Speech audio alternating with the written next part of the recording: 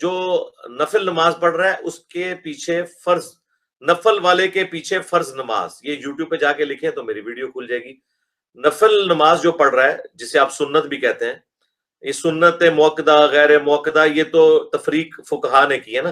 حدیث میں اور قرآن میں تو دو نمازیں ان کا ذکر ہے، فرض اور نفلی.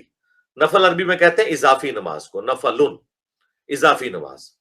لہذا یہ جو آپ کہہ رہے ہیں لوگ فرض پڑھ کے چلے جاتے ہیں، کوئی کسی کو آپ تیکھی نظروں سے نہ دیکھیں، وہ اللہ کا حکم پورا کر کے جا رہے ہیں. نفلن کا مطلب ہی ہے اضافی. جو پڑھتا ہے بہت اچھی بات ہے، ہم بھی پوری کوشش کرتے ہیں کہ اس کا اہتمام کریں، لیکن اس کے اوپر کوئی کرٹیسزم نہیں ہے. نہ صحابہ کرام اس کے حوالے سے کوئی سختی کرتے تھے، نہ نبی علیہ السلام نے کی ہے. آپ کے اوپر اوبلیگیٹری صرف 17 رکھتے ہیں، 2 فجر کی، 4 ظہر، 4 عصر، 3 مغرب، 4 عشاء.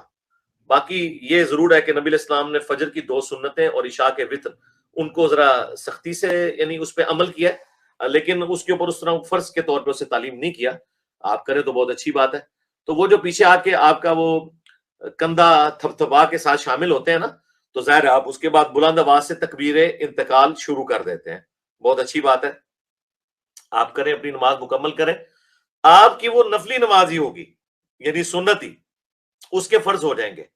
وہ آپ کے فرض نہیں وہ بنیں گے، کیونکہ نفل والے کے پاس پیچھے فرض درست ہے. بخاری مسلم دونوں میں حدیث ہے، حضرت معاذ ابن جبل کہتے ہیں کہ میں نبی علیہ السلام کے پیچھے عشاء کی نماز پڑھتا تھا، اور پھر میں اپنے گاؤں میں جا کے اپنے گاؤں والوں کی امامت کرواتا تھا عشاء کی نماز میں، اور وہ میرے لیے نفل نماز ہو جاتی تھی. وہ والی حضور کے پیچھے وہ فرض پڑھ کے جاتے تھے، اور فرض نماز تو آپ نے ایک سے زیادہ دفعہ پڑھ نہیں سکتے، ایک دفعہ ہی پڑھنی ہوتی ہے. وہ پھر اپنی قوم کی امامت کرواتے تھے کیونکہ انہیں قرآن زیادہ آتا تھا، تو وہ پھر 4 نفل نیت کرتے تھے اپنے، اور پیچھے باقی لوگ ان کے پیچھے فرض نیت کرتے تھے.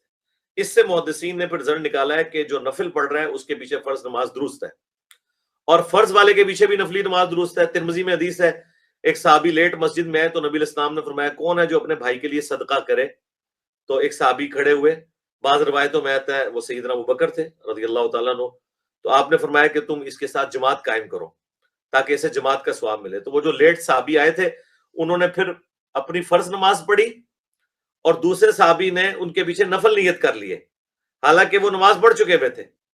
تو اس کو بھی ثواب مل گیا 27 گنا جماعت کا، اور اس نے اپنے بھائی کے لیے صدقہ کر لیا. تو یہ دونوں طریقے یعنی درست ہیں، نفل والے کے پیچھے فرض، فرض والے کے پیچھے نفل.